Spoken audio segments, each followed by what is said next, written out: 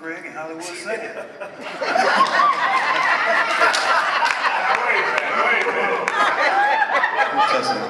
See, I'm the real Hollywood because I did live in Hollywood. That's right.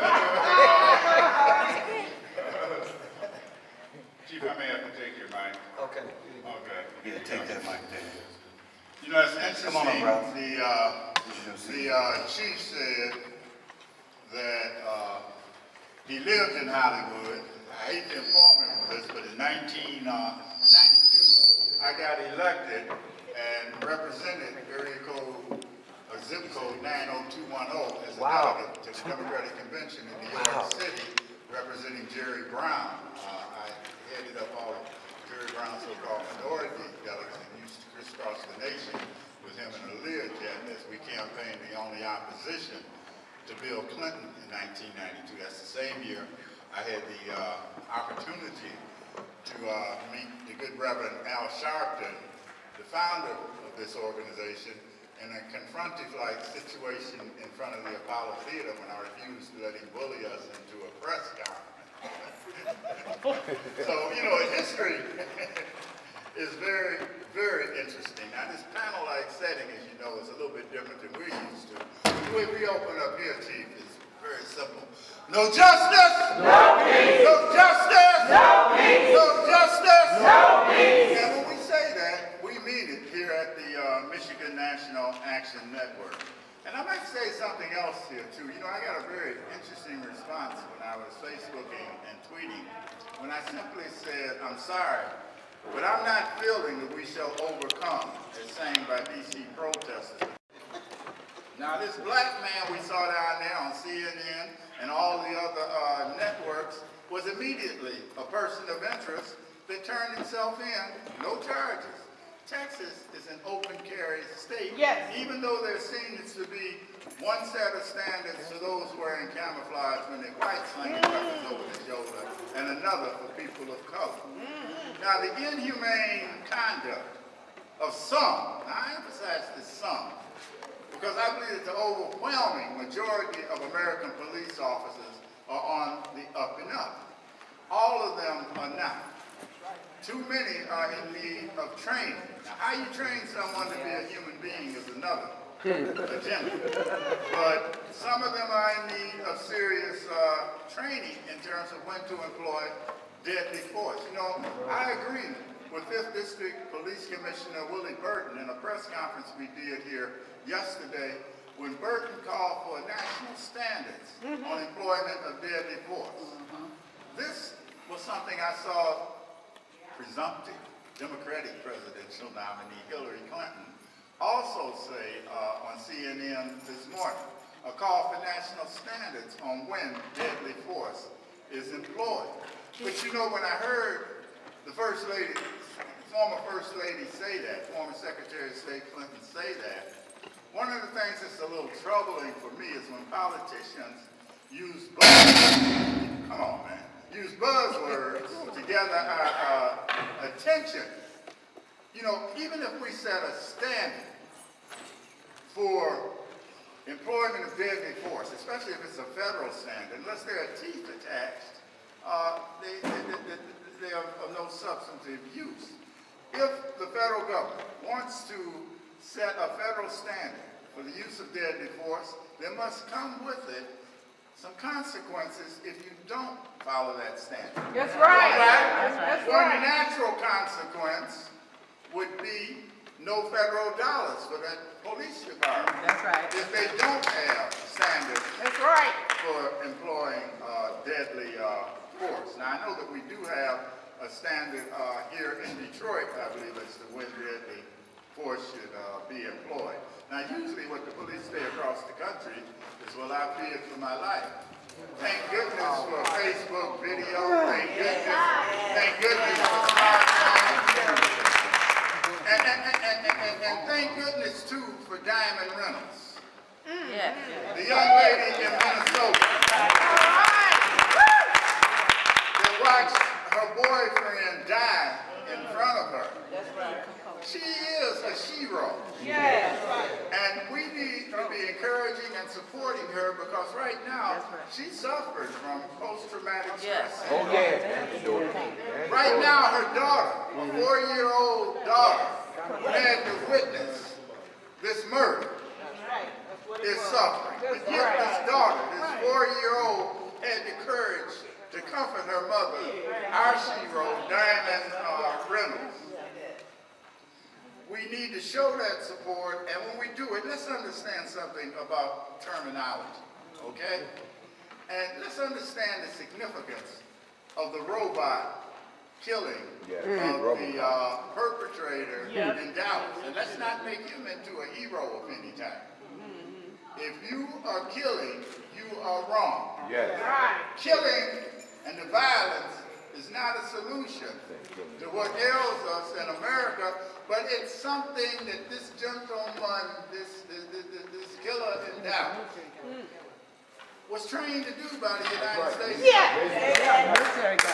And as one who spent 4 years of honorable service during the Vietnam War from 65 to the end of 68, I can tell you that there are literally millions of veterans out there, and there are at least hundreds of them that may have an attitude about what's happening throughout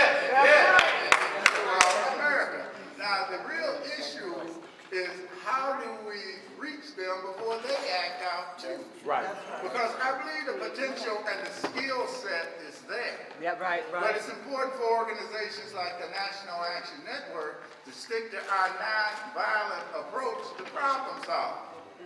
Yet we must understand, America must understand, that Black Americans are sick and tired of seeing our people gunned down. And the problem, though, is that when I look at our own communities, and I see my good friend in the Detroit 300 here, Reverend Davis, when I look at what is happening in our own community, we can't turn a blind eye to what we are doing to one another. Because, you know, there is the enemy without, and you know there's the enemy within. And we are going to have to address serious issues within. That's right. But when we do that, we've also got to understand our history in America. We were taught to hate one another.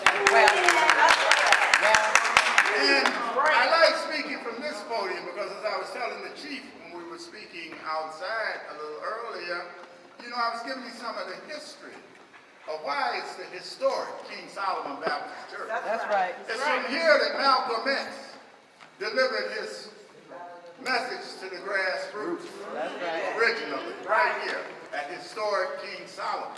And it's real important to understand the spirit of Malcolm as he evolved. As he evolved, he understood toward the end of his life the importance of love. The only weapon that counters hate successfully is love. That's right. And if you got a Bible and you turn to Corinthians, there's a whole piece in there. I think it's in the 13th Corinthians.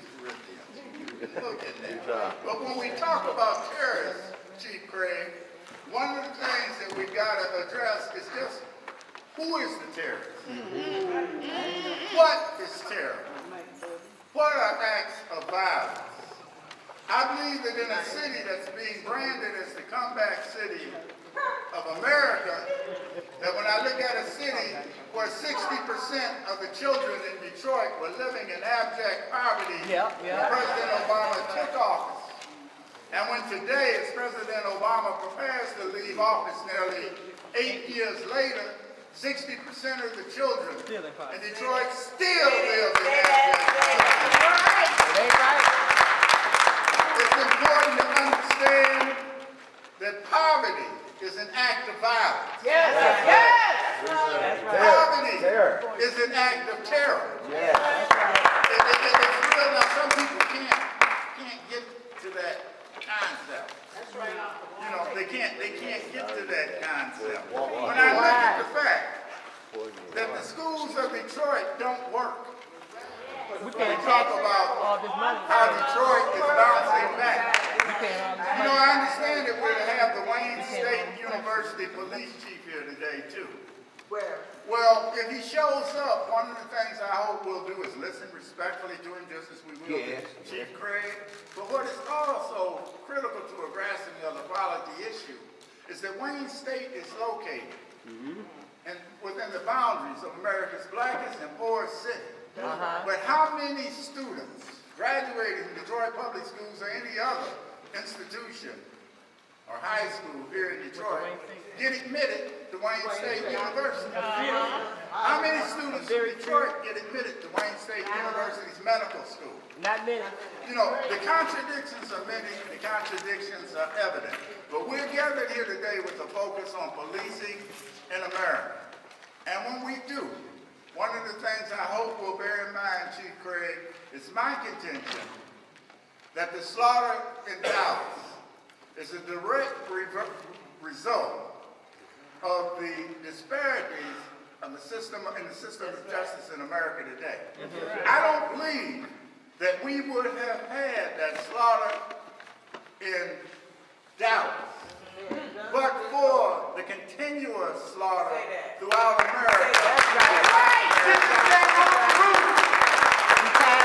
By some police authorized with a license to kill. And when we look at the police killings on both sides, our prayers certainly go out to the families of those police officers in Dallas. Our prayers certainly remain with just the numerous victims, unarmed victims of the police slaughterhouses occurred in America.